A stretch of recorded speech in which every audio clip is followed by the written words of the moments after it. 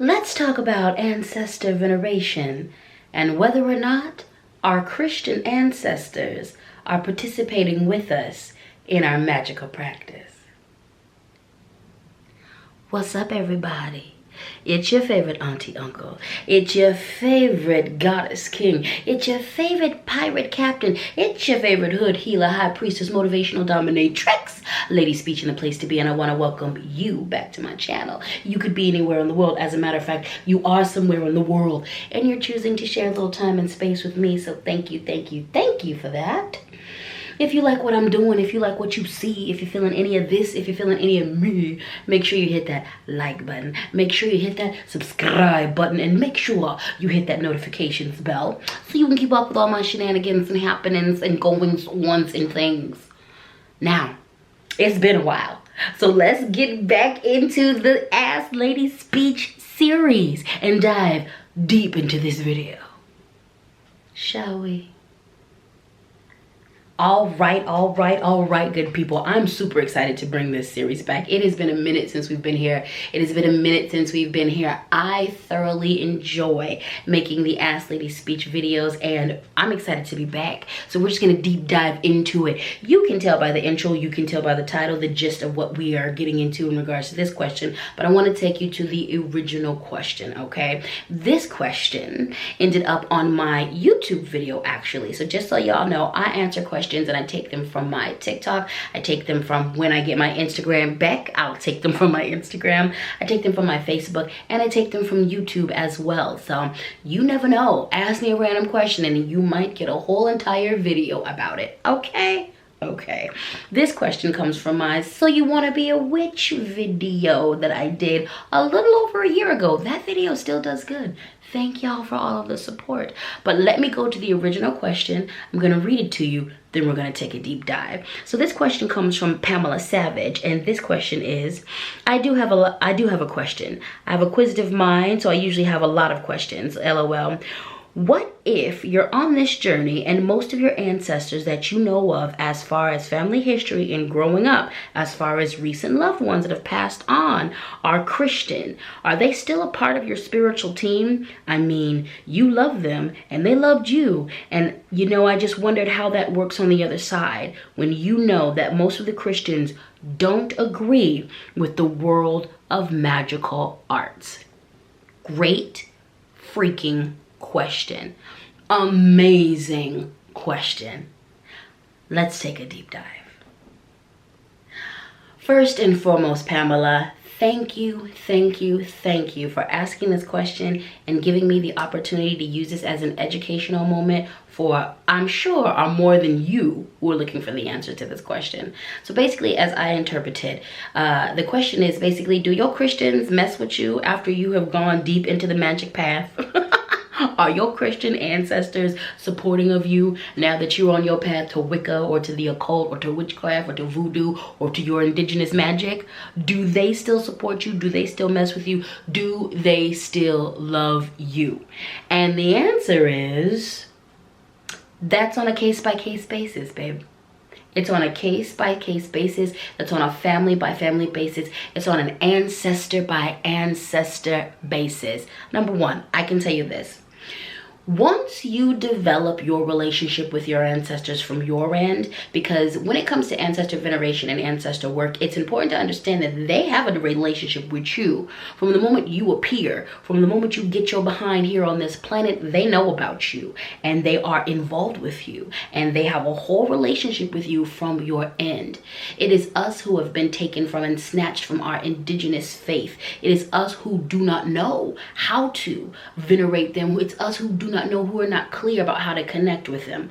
Now, those of us who are still connected to their ancestral practices and those practices that include ancestor veneration, these practices weren't stolen from you, but there's a lot of us who are part of the African diaspora, those of us who are children of the Ma'afa, children of the slave trade, Our cultures were ripped from us. Our ways of venerating and worshiping were ripped from us. The same for a lot of First Nations indigenous people, not only on the North American continent, but all over the world. So a lot of us, although there are some of us who still have connections to our rich traditions of ancestor venerations, a lot of us have been taken from those traditions, which leads to a disconnect from our end when it comes to the relationship with your ancestors. Now, with all that being said, if you do the work, and if part of your magical mystical practice is ancestor veneration and work, and at this point in this day and age, I believe that everyone who is pursuing magic needs to include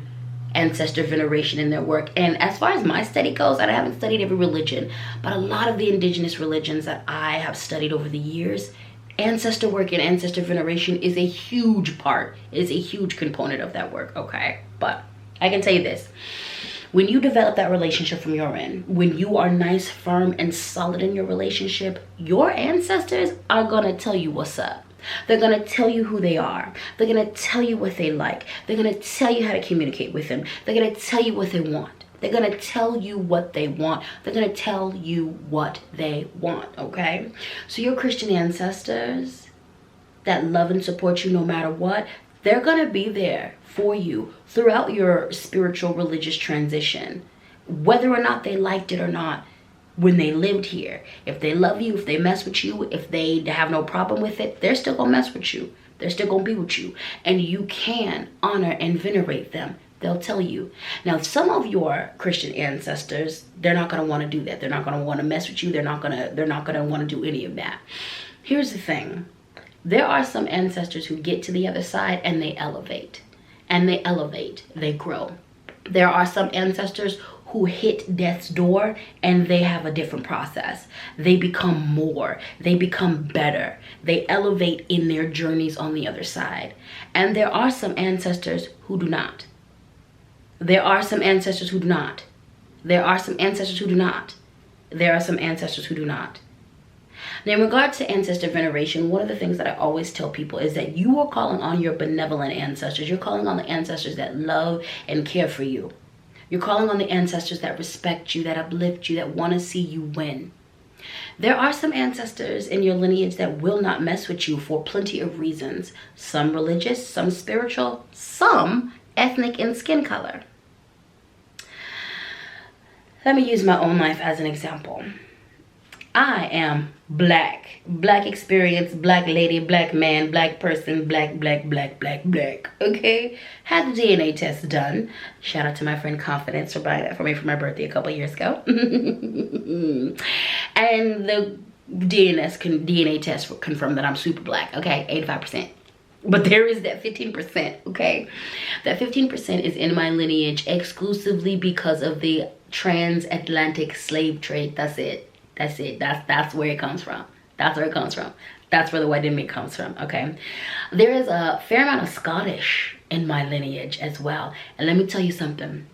Those Scottish ancestors, the ancient Scottish ancestors, they are active, honey. They are active, baby. They are active. They are active. That's all I gotta say. That's all I gotta say. They are active.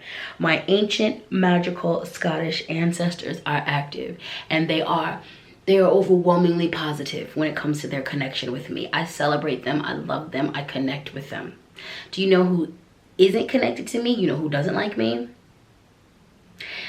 The white ancestors who have the Scottish ancestry that are responsible for the Scottish ancestry for being in my lineage.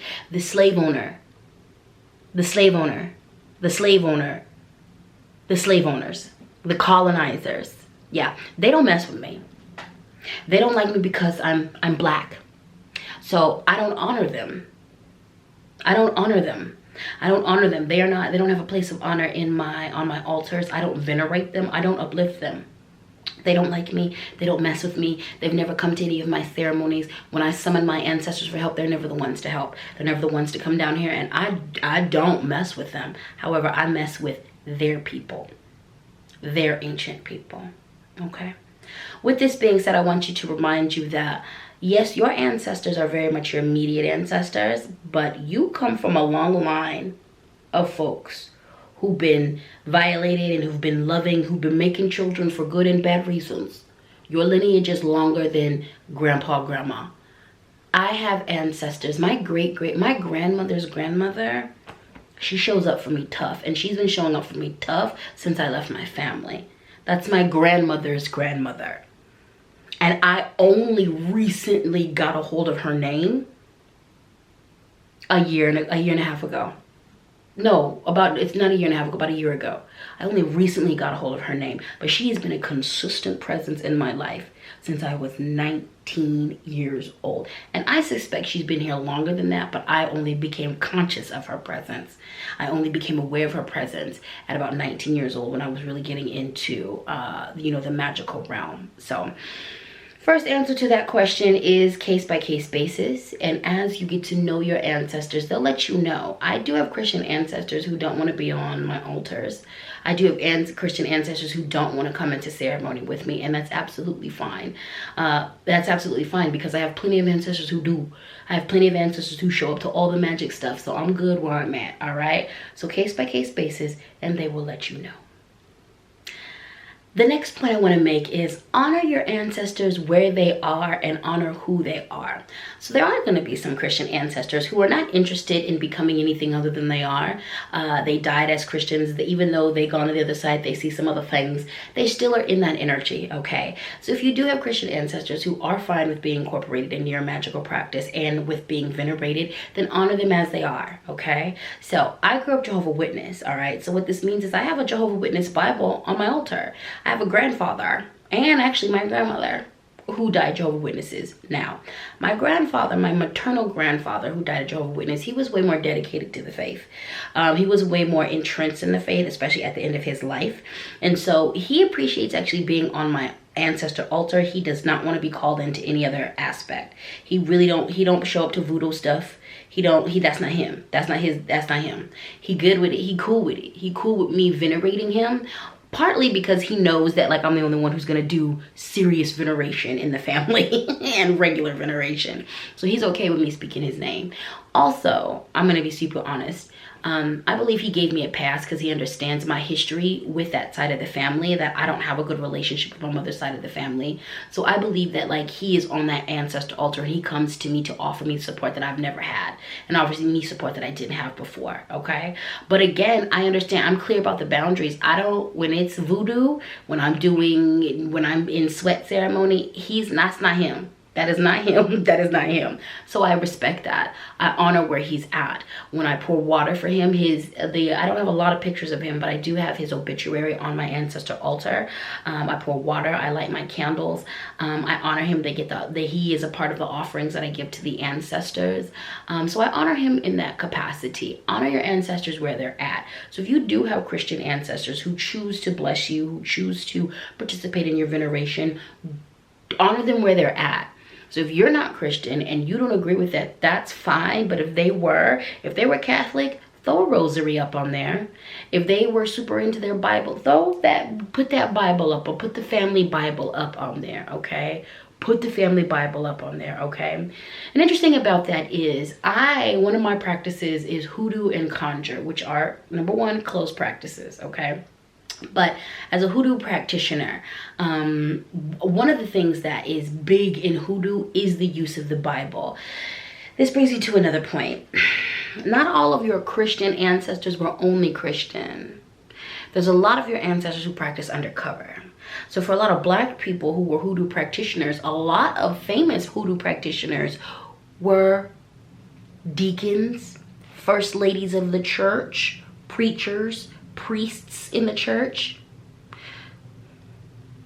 So just because they might have been outwardly Christian don't mean they were inwardly Christian. A lot of y'all's ancestors said they were Christian in order to avoid persecution, but they was in that house practicing their root work. They was in that house practicing their conjure. They was in that house practicing their folk magic. They was in that house practicing their magic, okay? So just because you know your Christian ancestors to be Christian doesn't mean that they were always Christian, or doesn't mean that they were all the way Christian, okay? And again, like I said before, you develop that relationship from your end. They will tell you, they will tell you, they will tell you. They'll tell you, they'll tell you, they'll tell you, they'll tell you. As my grandmother would say, a closed mouth don't get fed. Ask them. Use your words and ask them. Go to the altar and ask them. Ask them. Go in prayer and meditation and ask them. Say, ancestors, can I include you in my veneration? Is this something that's good for you? Is this something that you want? Is this something that you're comfortable with? Ask them. When my grandfather first passed away, my maternal grandfather first passed away a couple years back, I got a clear message that he did want to be venerated. And then a couple weeks later, I thought I got a message saying that he did not want to be venerated, so I took him off of the altar. And then a couple months later, I got a very clear message putting me back on the altar. I want to be on the altar. There are certain things I don't want. There, when your voodoo stuff, I'm not. But I do want to be on the ancestor altar. I do want to be venerated. Got it. And just like you just witnessed, sometimes it takes you a minute to get to the clarity, to get to the essence of the message, but they'll tell you what they want. They'll tell you. So simply ask them. Go in prayer, go in meditation and ask them, and then listen. And that, like I said, this happens when you develop your relationship with your ancestors. So I have a frequency that my ancestors communicate on. There's a way that my ancestors communicate with me that's different from any of my spiritual team. So I'm clear and I get answer. And you know what? A lot of times, I would say like 80% of the time, I get answers pretty quickly, pretty immediately. And then sometimes it takes a minute. It takes weeks. It could take months. It could take years for them to answer a question. They're going to answer that question in the right time and in their own time, but they're going to answer it, okay? So a closed mouth don't get fed. Talk to them. Ask them, is this something that you want? Do you get down with me in this way? If you don't get down in this way, tell me how. How can I get down with you? Or get specific. They might be like, yes, I like being venerated on the ancestor altar. Please do not call me in assistance on your spell work. That's going to be for other people. That is your other ancestors and your other spiritual team that's going to help you out with that one, baby. So open that mouth, use your words, and ask somebody, baby. Ask them ancestors. There are many different ways to honor the ancestors. I don't want you to watch this video and think that if your Christian ancestors don't want to participate in your magical practice, you just gonna put them out in the cold or just retire them and not think about them again. No. You don't only have to use mysticism. You don't only have to use the occult. You don't only have to use the spiritual life. You don't only have to use your spiritual and religious practice to honor and venerate your ancestors. Keeping their pictures around the house. If you have family heirlooms, keeping those safe. Telling the stories of your ancestors. Recounting the victories of your ancestors. Speaking about your ancestors' accomplishments. That too is veneration. Cooking your cultural foods. Participating in your cultural legacies. Learning cultural dances. Learning cultural facts, aspects. Different aspects of the culture to carry forward. Connecting with your ancestral language. Connecting with your ancestral homelands. Connecting with your ancestral religion. Now, this doesn't mean you need to convert or be a part of their religion, but learning about their religions, learning about their faith, learning about the times that and the places that your ancestors grew up in. Cooking their favorite food, learning how to do certain things that they used to do. If your great-grandmother was excellent at sewing, picking up sewing. If your great-grandfather was a really great mechanic, learning how to be a mechanic. There are so many different ways to honor your ancestors that are not about spirituality. So just because your Christian ancestors might not like your spiritual space that you're moving in on, They might not like where you're growing spiritually. They might not agree. It doesn't mean that, and they might not want to participate. It doesn't mean that you still can't uplift them. It doesn't mean you still can't honor them. And those ways that I mentioned before, a lot of those ways are ways that you can honor your ancestors that are not offensive, that your ancestors are not going to find or take any offense to, all right? So just because they might not, just because you have a Christian ancestor who doesn't want to participate, doesn't mean that you can't honor them. I have a sacred tattoo on my stomach. It takes up my entire stomach. It goes from right under my breastplate all the way down to right under my belly button. And it is an elephant, and it is my favorite tattoo. I love it so much. And it's really special to me because my friend, who now she's gone, she did it for me. It was a labor of love. Getting tattooed across your whole stomach was some of the most painful things ever. But I got this tattoo for 2 reasons. I got this tattoo because of my grandmother. She's the matriarch of the maternal side of the family. And although we have butt heads over the years, and she has not actually been the greatest grandmother to me, I got a lot of love for her. I know and recognize that she probably won't want to spend time on my altars. And so I honor her with this tattoo. She doesn't know about it. And I don't need her to know about it in order to honor her. The second reason why I got this tattoo is because I want that forever reminder. Many elephant tribes are matrilineal. They're led by the woman. They're led by the grandmother. And she is strong and she is fierce, and she teaches them all of the things they need to know. And she is the keeper of memories and the keeper of order. And she is the grand teacher. And she leads with love, and she leads with compassion. And this is what I wanted to always remember about my leadership. Some of these things my grandmother did embody. Some of these things my grandmother did not embody. And I want to remind myself to embody all of these things as I move forward. And I honor her position. I honor also my grandmother on my father's side of the family. I honor their position. I know and I understand. Well, I don't know and understand everything they've gone through, but I see and I know a lot of what they've gone through. And I honor them. I say this and I share this story to say that there are many private ways, personal ways, that you can honor your family, that you can honor those people. My grandmother on my mother's side is Jehovah's Witness, staunch Jehovah's Witness, real strong in her faith. I have no idea if she's gonna elevate. I have a feeling she's not, but I have no idea if she's gonna elevate.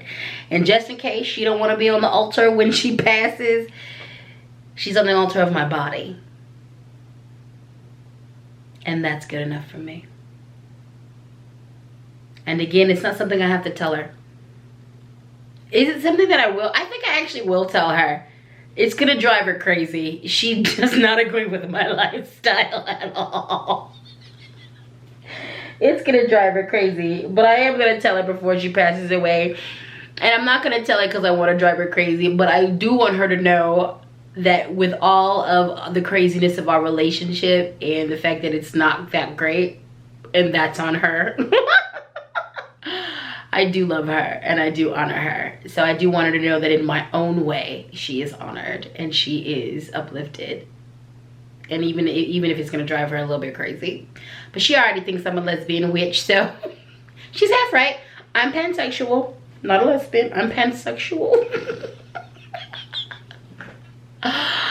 And with that being said, that's that on that. That's that on ancestor veneration. That's that on whether or not your Christian ancestors mess with you in your new path and purpose as a spiritualist. If you made it to the end of this video, good stuff for you, baby. Thank you for your time. Thank you for your attention. It is valuable currency, and I see you spending it with me. So thank you, thank you, thank you for that. Let me know in the comments if this video resonated with you, if you were able to learn something, if you were able to discover something, if some things started clicking and firing off in your brain. Let me know, let me know, let me know, let me know, let me know. Also, let me know in the comments if ancestor veneration is a part of your spiritual practice. It's very much a part of my spiritual practice. And for anyone getting into anyone who is reclaiming spirituality from an indigenous ancestral perspective, I highly suggest that you incorporate ancestor veneration and work within your practice, because so many of our ancestors have been hurt by systematic things like colonialism for so long. There's a lot to heal there. And ancestor veneration, in my opinion, helps us heal some very deep wounds. So let me know if it's a part of your practice. If it's not a part of your practice, but you're thinking about making it a part of your practice, let me know that too. And on that note, I didn't want to take up all of your time. I just wanted to take up a little of your time, and that mission has been accomplished. So it's time for me to say goodbye. I hope you have a good morning, a good afternoon, a good evening, a good middle of the night, a good whenever you encounter this. I hope you have a good day, a good moment, a good week, a good second, a good life, a good year, a good decade, a good all of that, baby. Now you know the drill. If you like what I'm doing, if you like what you see, if you're feeling any of this, if you're feeling any of me, make sure you hit that like button. Make sure you hit that subscribe button. And make sure you hit that notifications bell so you can keep up with all of my shenanigans and happenings and goings-ons and things. And on that note, God, Goddess, Universe, Loa, Creator, Orisha, Ancestors willing, I'm going to see you beautiful people in the next video. Mwah, mwah. Peace.